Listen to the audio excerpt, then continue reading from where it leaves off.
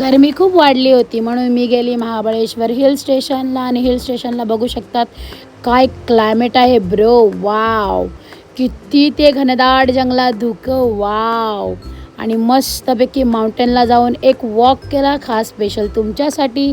त्यानंतर महाबळेश्वरची स्पेशल असलेली strawberry cream जी मी तुम्हाला टेस्ट करून दाखवते आणि इट्स लुक लाईक वाव.